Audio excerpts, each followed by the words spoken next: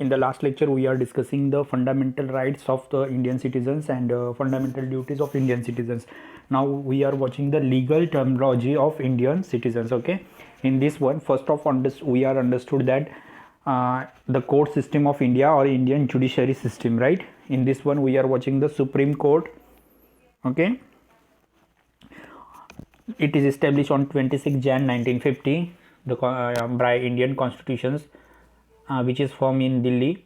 Okay, there are 30 judges are working in the Supreme Court, which is appointed by President of India, and their retirement age or retire age is 65 years.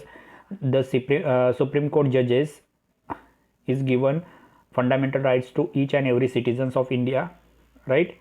So they are living on their positions of since at least 5 years. Okay, first of all, their appointment is decided through some kind of permissions, like they are working in at least 5 years in on judges post in High Court, and at least 10 years advocate in High Court or any other courts. Okay, so President is appointed to Supreme Court judges by the opinions to ministry and other ministers. Okay, this is we are watching about the Supreme Court. Next one, we are watching High Court. There are 29 high courts available in 29 states. Okay, and also union territories. There are so many subordinate courts available for the civil court, family court, criminal court, and district courts. Okay, High Courts is the is given or established under the part of 6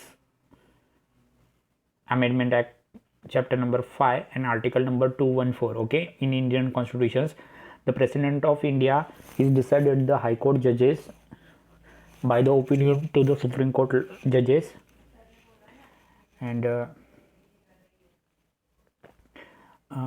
their appointment should be decided to the at least they are working in 5 years of any types of court, like session court and criminal court or civil courts. Okay, the district court, each and every district there are district courts available, which is working under the state government, okay, of India. In sometimes the population is decided by the district courts. Okay, so these all information we are already heard. Now we are watching what type of legal terminology are given in the Indian legal system. So Indian legal system में कौन कौन सी legal system है ये हम लोग देखेंगे. First है criminal law. 3 types के क्रिमिनल लॉ के लिए 3 टाइप्स के लॉज अवेलेबल है. एक है इंडियन पिनल कोड 1860, दूसरा है code of criminal procedures 1973, and third one is Indian evidence act 1872. Okay, ये सारे एक्ट और स्पेशल लॉ क्रिमिनल लॉज पास होते हैं इंडियन पार्लियामेंट में, जहाँ पे लोकसभा एंड राज्यसभा के मेंबर्स ये लॉज पास करते हैं. इसमें प्रिवेंशंस ऑफ करप्शन एक्ट है, फूड अल्ट्रेशंस एक्ट है, डॉवरी प्रिवेंशंस एक्ट है, डिफेंस ऑफ इंडिया एक्ट है. ओके, जैसे prevent of corruptions act corruption के लिए है. फूड अल्ट्रेशन यानी खाने में जो दूसरी चीज़ें मिक्स की जाती है जिसको हम लोग मिलावट बोलते हैं, तो ऐसी चीज़ों के लिए एक्ट है. डॉवरी एक्ट है.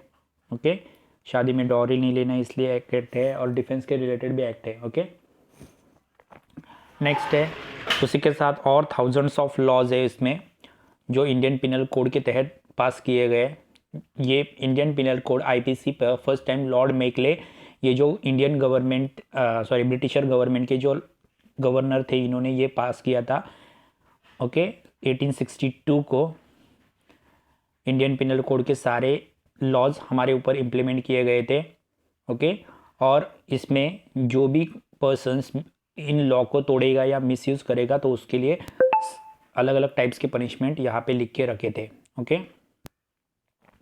नेक्स्ट है civil procedure code code of civil procedure 1908. ये भी ब्रिटिशर्स गवर्नमेंट ने लॉज हमारे यहाँ पे प्रोड्यूस किए थे इंडियन सिविल प्रोसीजर चलाने के लिए. ओके, इस इंडियन सिविल प्रोसीजर्स में सारे केसेस सिविल होते थे, इसमें क्रिमिनल केसेस नहीं आते थे। अभी सिविल का मतलब किसी ने आपको कोई काम करने के लिए इन्फोर्स किया, ऐसे केस। रेड रेस, अगर आपके ऊपर कोई जानबूझ के आपके घर के ऊपर रेड डाल रहा है तो उससे प्रोटेक्शन का एक्ट था। ओके, उसके साथ आपके जो लीगल राइट्स है, फंडामेंटल राइट्स है, वो कोई तोड़ने आ रहा है तो उसके रिलेटेड लॉज इसमें लिखे थे सिविल प्रोसीजर कोड्स में। यहाँ पे बहुत सारे सिविल सिविल टाइप्स के केसेस सॉल्व किए जाते हैं। सिविल यानी जो फॉर्मल फैमिली मैटर्स होते हैं उनको सिविल कहा जाता है। ओके, स्टैम्प से रिलेटेड मैटर्स, फीस कोड से रिलेटेड मैटर्स, या फीस कैसी होनी चाहिए, प्रोसेस, अगर आप कोई केस फाइल कर रहे हो तो उसकी प्रोसेसिंग कैसी होनी चाहिए, राइट्स क्या क्या है लॉयर्स को, जजेस को, ये सब इस सिविल प्रोसीजर कोड में लिख के रखा था। ओके, उसके बाद है Indian family law. Indian family law ये हमारे यहाँ पे इंडियन फैमिली या फैमिलीज़ को लीगल डिस्प्यूट से बचाने के लिए ये लॉ बनाया गया था। इस लॉ में अगर हम देखेंगे तो हमारे इंडिया में बहुत सारे अलग अलग कस्टम्स बिलीफ के लोग रहते हैं, तो हर एक लोगों ने अपने अपने हिसाब से अपने अपने कानून बना के रखे। जैसे अगर हिंदू लोग हैं तो हिंदूज़ लॉ बनाए, मुस्लिम लोगों ने मुस्लिम लॉज बनाए, जोरास्ट्रियन टाइप के लोग हैं हमारे यहाँ पे पारसी, तो उन्होंने पारसी लॉ बनाए, क्रिश्चियन लोगों ने क्रिश्चियन लॉ बनाए। तो ये सब जो अलग अलग ग्रुप्स है तो इन्होंने हर एक ने अपने अपने माइनर लॉज बनाए थे। तो ये लॉज को मिलकर, ये सारे लॉज को इकट्ठा करके इंडियन फैमिली लॉज बनाया गया है, जिसमें आप कुछ लॉज के एग्जाम्पल में वहाँ पे दिए है कि अगर आपको चाइल्ड कस्टडी लेनी है तो एडॉप्शन एक्ट है वहाँ पे। उसके बाद है मैरिज डिवोर्स के एक्ट, अलग से एक्ट है। ओके, आपकी डेथ होने के बाद आपकी फैमिली या मेंटेनेंस को कौन कैसे रहेगा, इसके लिए विल और इनहेरेंस के एक्ट्स है। ओके, उसी के साथ अगर आपको कुछ आपके घर में अगर आपके कुछ राइट्स तोड़ रहे हैं तो उसके रिलेटेड भी बहुत सारे एक्ट इंडियन फैमिली लॉज में है। ओके, उसके बाद है इंडियन कॉन्ट्रैक्ट एक्ट 1872। ओके, अभी इंडियन कॉन्ट्रैक्ट एक्ट जो है 1872, ये ब्रिटिश गवर्नमेंट ने ब्रिटिश के कॉमन लॉज अप्लाई करने के लिए ये बनाया था। इंडिया के सारे पार्ट में ये लॉज अप्लाई होते हैं, रिमेनिंग बाय जम्मू कश्मीर को छोड़कर बाकी सारे स्टेट ये लॉ इंडियन कॉन्ट्रैक्ट एक्ट मानते हैं। ओके, अभी इस एक्ट में ये डिसाइड किया गया है कि हम बाकी कंट्रीज से बहुत सारे लॉज या एक्ट कर सकते हैं, लीगल बाइंडिंग हो सकते हैं। ओके, इससे रिलेटेड एक्ट्स है हमारे पास, हम किसी भी कंट्री से कॉन्ट्रैक्ट कर सकते हैं और ये कॉन्ट्रैक्ट करने के राइट्स एंड ड्यूटीज़ वहाँ पे उस लॉज में दिए हैं।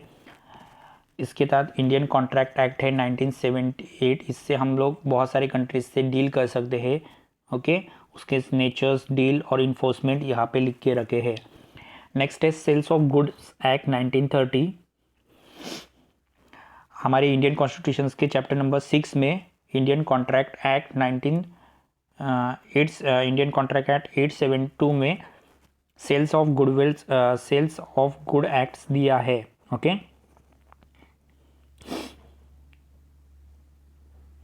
इस एक्ट में आपको कौन सी चीज़ें सेल करनी है और कौन सी चीज़ों के लिए कौन कौन से सेल एग्रीमेंट होंगे, आप आपकी प्रॉपर्टी कैसे बाय और सेल कर सकते हो, इससे रिलेटेड एक्ट दिए हैं। जैसे आप रेंट पे किसी को अपना घर देते हो या कोई प्रॉपर्टी खरीदते हो तो उसके लिए आपको रजिस्ट्रेशन करना पड़ता है।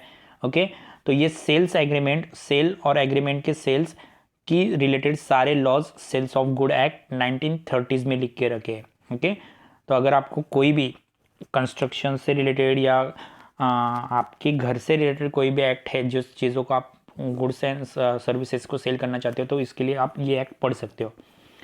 नेक्स्ट है इंडस्ट्रियल डिस्प्यूट एक्ट। 1947, ये इंडिया में जो बहुत सारे ट्रेड यूनियंस है, इंडियन लेबर्स लॉज है और ट्रेड यूनियंस, इनके लिए बनाया गया है। ये लॉ एक्चुअल में 1 अप्रैल 1947 को एक्सेप्ट किया गया था। ओके, इंडस्ट्री में पीसफुल और हार्मनी रिलेटेड रिलेशंस होना चाहिए, इसलिए ये एक्ट बनाया गया था। उसी के साथ मशीनरी और प्रोसीजर, इन्वेस्टिगेशन, सेटलमेंट, इंडस्ट्री से रिलेटेड होने वाले डिस्प्यूट को कम करने के लिए ये लॉ बनाया गया था। ओके, इस लॉ में पहला देखो क्या दिया है, अगर इस लॉ में अगर लेबर्स को किसी भी रिलेटेड प्रॉब्लम्स हो गया कंपनी से रिलेटेड, तो इंडस्ट्री के रिलेटेड अगर कुछ भी प्रॉब्लम्स हो गया तो उसके लिए कंपनसेशन देने की प्रोविजंस की गई है, फर्स्ट। सेकंड, अगर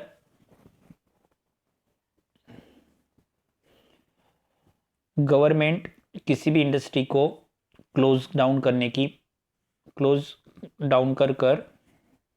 कर सकती है, लेकिन उससे पहले वहाँ पे जो वर्कर्स है उनको उसके पे ऑफ देने पड़ेंगे, कंपनसेशन देने पड़ेगी, ये भी एक्ट उसमें किया गया है। उसके बाद अगर लेबर से रिलेटेड कुछ अनफेयर प्रैक्टिसेस चल रही है तो इसके लिए ट्रेड यूनियंस और वर्कर्स एक्ट, इस एक्ट का इस्तेमाल करके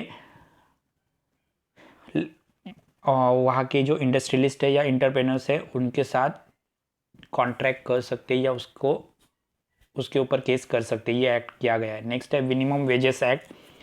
मिनिमम वेजेस एक्ट 1948, ये पार्लियामेंट में पास किया था इंडियन लेबर लॉ में। इसके तहत स्किल लेबर और अनस्किल लेबर के लिए मिनिमम वेजेस डिसाइड किए गए थे। इसमें यह भी दिखाया गया था कि हर एक पर्सन्स को इंडियन कॉन्स्टिट्यूशन के हिसाब से हर एक पर्सन्स को लिविंग वेजेस मिलना चाहिए।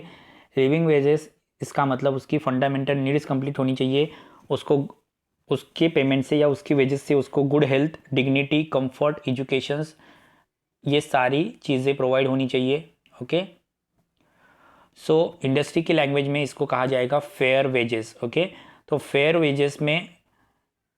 वेजेस देने की जो एक्ट है वो 1947 के 48 के एक्ट में, मिनिमम वेजेस एक्ट में डिसाइड किया गया है।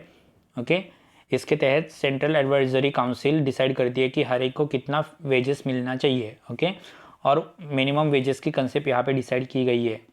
ओके, सो सेंट्रल गवर्नमेंट और स्टेट गवर्नमेंट दोनों मिलकर वेजेस फिक्स करेगी। ये वेजेस जो होगी उसको लीगल बाइंडिंग नहीं होगा, बट वो हर एक स्टेट और पार्लियामेंट गवर्नमेंट को माननी पड़ेगी। ओके, उसके तहत major minimum wages rate decide किया गया है। नेक्स्ट है फैक्ट्री एक्ट 1948। अभी फैक्ट्री एक्ट 1948, इसका मेन ऑब्जेक्टिव का कि जो फैक्ट्रीज में वर्कर काम करते हैं उनको हेल्थ और सेफ्टी और उसी के साथ वेलफेयर प्रोवाइड करना, उनकी हेल्थ की जिम्मेदारी लेना, उनको सेफ्टी प्रोवाइड करना और उनका ज़्यादा से ज़्यादा फ़ायदा होना चाहिए, इसलिए ये एक्ट बनाया गया था। ये act specially women's and young persons के लिए बनाया गया था, जिसमें चिल्ड्रंस और जो यंग जनरेशन होती है उनके लिए बनाया गया था। इसके तहत उनको एनुअल लीव वेजेस भी मिलती थी, मतलब अगर वो कोई छुट्टी ले रहे हैं तो साल भर की उनकी छुट्टी के लिए लीव वेजेस भी यहाँ पे डिसाइड किया गया है। ये एक्ट जो है जम्मू कश्मीर को छोड़कर बाकी पूरी इंडिया में सारी जगह पर यह एक्ट फैक्ट्री एक्ट के तहत लागू है। ओके, इसके तहत सारे जितने सारे यंग जनरेशन है और वुमेंस है उनको लीव वेजेस कंपलसरी की गई है। नेक्स्ट है कंज्यूमर प्रोटेक्शन एक्ट 1986। ओके, तो कंज्यूमर्स प्रोटेक्शन एक्ट आपको मालूम है इंडिया में जितने सारे ग्राहक है तो कंज्यूमर्स रिलेटेड जो डिस्प्यूट होंगे या झगड़े होंगे, मैटर होंगे, ये सॉल्व करने के लिए कंज्यूमर्स प्रोटेक्शन एक्ट 1986 बनाया गया है। यहाँ पे सब जगह पर consumers protection council, consumer council office बनाया गया है नेशनल, स्टेट और डिस्ट्रिक्ट लेवल पे। ओके, ये लोग कंज्यूमर्स को अपने हक या ग्राहक हक बताने का काम करते हैं। ओके, अगर सेंट्रल कंज्यूमर्स प्रोटेक्शन काउंसिल के बारे में अगर आप देखोगे तो इसमें 2 मेंबर्स रहते हैं। पहला है मिनिस्ट्री ऑफ कंज्यूमर्स अफेयर के चेयरमैन एंड दूसरा official and non official members. Okay, state की तरफ जाओगे तो स्टेट में द मिनिस्टर्स वहाँ पे रहते हैं स्टेट गवर्नमेंट के, जिसको चेयरमैन कहते हैं। उसके साथ ऑफिशियल नॉन ऑफिशियल लोग रहते हैं। ओके, और उसी के साथ सेंट्रल गवर्नमेंट के भी लोग इसके अंदर काम करते हैं। ओके, तो आपको अगर आपके कंज्यूमर्स के कोई भी झगड़े हैं या कोई भी मैटर्स है तो आप इसके लिए कंज्यूमर्स प्रोटेक्शन एक्ट का इस्तेमाल कर सकते हो।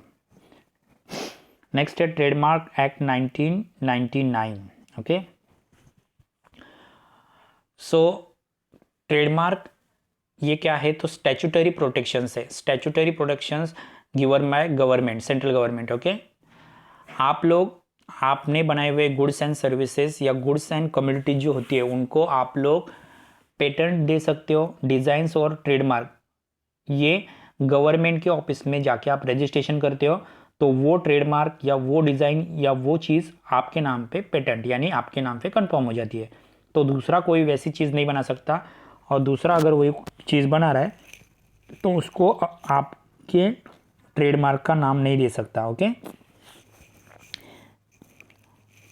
तो ट्रेडमार्क्स लेने के लिए भी कुछ लॉ बनाए गए, लॉ ऑफ ट्रेडमार्क्स डील्स। इसमें आप लोग रजिस्ट्रेशन कर सकते हो अपने ट्रेडमार्क को, यानी आपने दिए हुए गुड्स के साइन या डिज़ाइन को आप ट्रेडमार्क रजिस्ट्रेशन कर सकते हो, उसके लिए प्रोटेक्शन मांग सकते हो, प्रिवेंशन मांग सकते हो।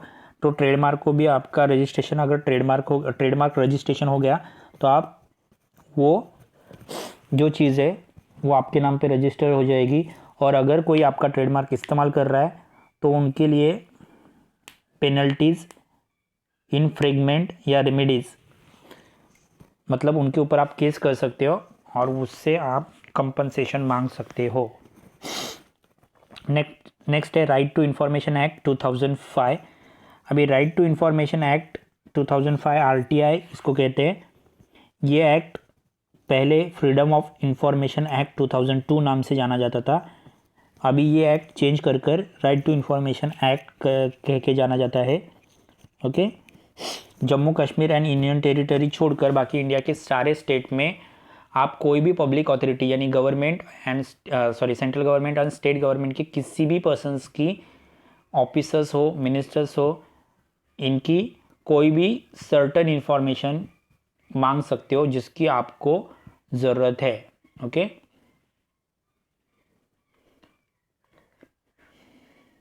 नेक्स्ट है कंपनीज एक्ट 2013। अभी कंपनीज एक्ट 2013 इसके तहत कंपनीज को रेगुलेशंस करने के लिए कंपनी की रिस्पॉन्सिबिलिटी, उसके डायरेक्टर्स की रिस्पॉन्सिबिलिटी और कंपनी से रिलेटेड मैटर्स डिसॉल्व करने के लिए कौन कौन से एक्ट बनाए गए ये भी दिया गया है। कंपनीज एक्ट में टोटल 29 चैप्टर्स है, जिसमें 470 सेक्शंस है और जिसमें 658 मिडल सेक्शंस है। इसमें 7 शेड्यूल है। ओके, 1956 में जो कंपनीज एक्ट बनाए थे उसमें से चेंजेस लेकर 2013 में और चेंजेस कर कंपनीज एक्ट बनाया गया है। ओके, इसमें कुछ न्यू कंसेप्ट लाई है, जैसे 1 पर्सन कंपनीज, एक ही नाम पे कंपनी रहेगी। वुमेन डायरेक्टर्स के लिए कुछ लॉज बनाए हैं। कॉर्पोरेट सोशल रिस्पॉन्सिबिलिटी डिसाइड की गई है। रजिस्टर वैल्यूअर डिसाइड किया गया है। रोटेशन ऑडिटर्स डिसाइड किया गया है। क्लास एक्शंस डिसाइड किया गया है। Dormant companies, fast track mergers and serious fraud investigations, ये सारे एक्ट है। ये एक्ट क्या है आप पढ़ोगे तब आपको समझ में आएगा। नेक्स्ट है ब्लैक मनी एक्ट 2015, जिसको हम इम्पोजिशंस ऑफ टैक्स एक्ट 2015 कहते हैं। ओके, तो जो कोई persons black money foreign country में, फॉरेन एसेट में जमा कर इनकम टैक्स कम कर रहा है, इनकम टैक्स रिड्यूस करने की कोशिश कर रहा है या इनकम टैक्स से बचने की कोशिश कर रहा है, तो उसके लिए पेनल्टी वाला एक्ट पार्लियामेंट के बोथ हाउसेस में पास किया गया था, जिसको प्रेसिडेंट ने 26 मई 2015 को ऑथराइज़ किया था और 1 जुलाई से वो एक्सेप्टेबल हो गया था। तो ये सारे एक्ट है इंडियन कॉन्स्टिट्यूशन एक्ट से दिए हुए आपको। ओके, तो ये है legal terminology of Indian legal system. Okay, so thank you students, just read it and if you have any doubts so ask me.